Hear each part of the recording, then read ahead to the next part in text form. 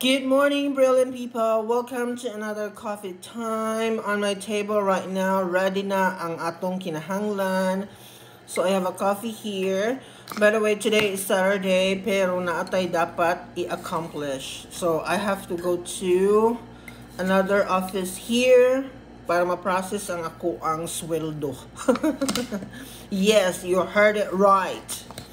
Kay bago man gyud atong eskwelahan mga my dears, so ang akong bank sa akong previous school di siya magamit kay murag medyo mahimong burden sa ilaha if kato akong gamiton. So moadto ko karon sa post office para mag-file sa ako ang account, mag-create o akong ang account.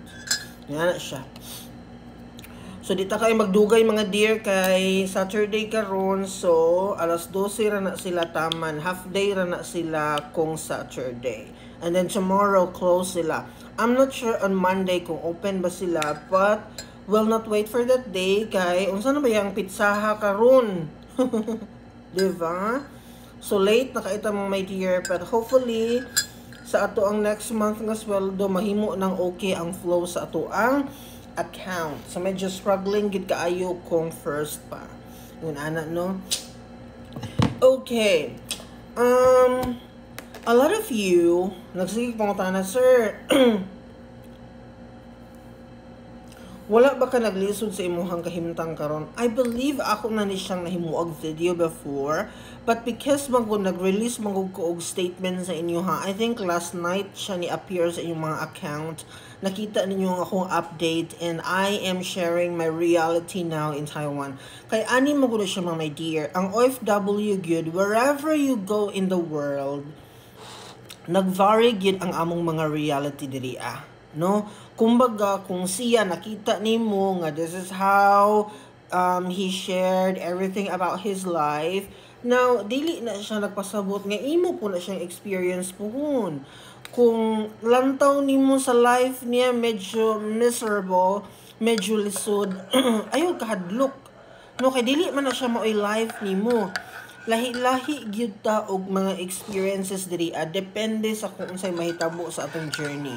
Yun na siya no, mabito ng I'm always telling to everyone nga ang inyong journey gyud pa abroad isalig na ninyo tanan sa Ginoo. Kay wa man tay laing daganan diri. Makaingon yung kuan na wala tay laing daganan diri. Bisag mo ingon pa ta nga we have Filipino community, we have friends here na atay embassy diri sa Taiwan for example, but we cannot really rely 100%. Mabito nang sa imong workplace pa lang, you have to be kind and be good. Follow everything and observe. Nga wala kay malapas, kay daghan kay mga policy mga dear. And one school is different from another. Dili ka pwede mo ingon nga kailangan kung unsa akong na-experience sa akong previous school, mao pud akong ma-experience diri. No, you cannot demand. No? Kay lahi-lahi na sila kultura. You can kana bang wala kay karapatan nga i-change ang ilahang policy, ang ilang culture kay mauna na ilang gina-follow all the time. Diba? So maningkamot gyud ka mang my dear nga mo adapt ka sa ilang system, otherwise you cannot survive. Yun na siya no, so you have to be ready. You have to be ready all the time. Mo gini dapat nimong isaksak sa imong brain. So nianihimang ka para manarbaho. So whatever nga ihatag sa imuha sa school nga related sa imuhang gi-applyan, related sa imong work, ayaw pagreklamo, no? Kay mao man itong gianihi diri as long as ang compensation nimo sakto, ayaw dili na nimo kailangan mo argue pa ana. Go on, trabaho siya, no? Kay related man sa imong trabaho. So in fairness lang po sa mga tao here, dili man sila ingon anak ka bad people. Nga ilagi kang i-destroy, ilagi kang garaan, ilagi kang dauton, I don't know. Murag dili na nila kaya himuon. So far sa community in Taiwan, mga local people here, they are very good. Makaingon jud ko. Na yung mga bad people, kay tao raman sila, di man ta makaingon nga perfect gid sila, di ba? Even in the Philippines, maka-encounter man tag bad people. Saging mo diha. Di ba? Same lagi na sila sa tanang community all over the world. You can find good people, bad people, etc. Same thing lagi imong ma-experience diri among my dear sa kung unsay atong experience back in the Philippines. Ingon ana no.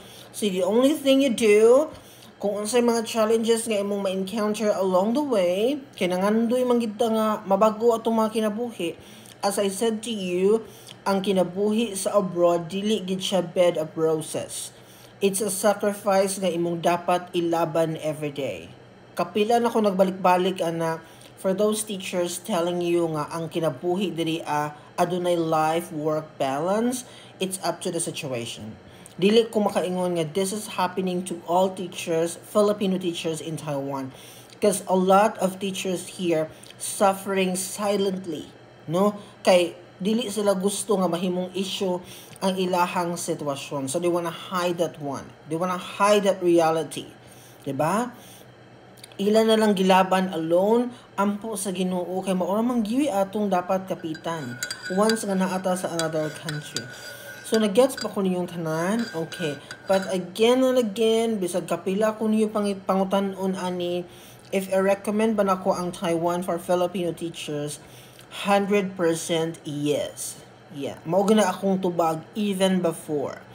Kung mangutana mo about Taiwan, kung ang Taiwan ba good for Filipino teachers, na ma-settle mo diri mag-teach mo diri I have to say yes. Estudyante pa lang nato mga dear, perfect na kaayo siya. Winner na kayo, paldo na kayo kasi mga estudyante. Kay aduna gigay mga maayo kaayo nga mga estudyante diri sa Taiwan. Maka-encounter lang kag problem sa mga local teachers at some point, no? Pero nakadepende ni siya sa eskwelahan kung aha ka na assign, kung aha ka na community na belong, aha ka nga part sa Taiwan na assign, yun ana. So magdepende gid ang experience nato here. But again and again, in general, kaya ra gid kaayo nato ipaglaban atong mga kaugalingon, kaya ra gid nato mo stand here as a Filipino. Basta lang, willing ka maminaw, willing ka matudluan, willing ka to adapt the change, to embrace everything what you can find here. Dili kay ikaw ang mag-change sa ilahang culture.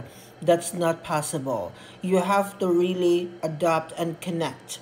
No, imo bang butang imong kaugalingon sa ilahang reality and try to learn it, i-apply nimo sa imong kaugalingon para mo succeed ka as a foreign teacher in this country. Yun ana lang siya no. Basta ipakita lang nimo nga kugihan ka, buutan ka, nya willing to learn, mudugay gyud ka diri or magdugay gyud ka diri. Yun ana sila kamaayo pod modala sa mga Filipino teachers. So, as I said to you, not a perfect one, but at least adunay respect nga imuhang ma-experience as a Filipino teacher in this country. Pero kung sa mga bata lang mga my dear, especially kung public school ka na assign, because this is my experience, public school teacher magyud ko since nag-start ko diri in 2022. Makaana gyud ko nga even in New Taipei City before, medyo modern baya kay na siyang area na, no? Kay very near baya ko sa una sa capital city which is Taipei. But I have to say, when it comes to the students, mga maayo sila, no? Okay sila modala og teacher kahit papaano. Although kung i-compare na kung ako ang experience now diri sa province life na ko karon sa probinsya nila, mas makaingon gyud ko nga paraiso gid diri mga dear. When it comes to the attitude of my students, makaingon gyud ko nga mura ko nasa heaven sa kamaayo sa mga bata, wag gyud ko'y masulti. I don't know kung sa ako lang ba di siya nga school, but I think this is happening to everyone. Kadaghanap po ko nakita ang mga video telling gwapo gyud kaayo ang mga kinabuhi nila sa province. So think about that one if you are planning to teach her in the future. So that will be all for today. Bye bye. See you again next time for another conversation.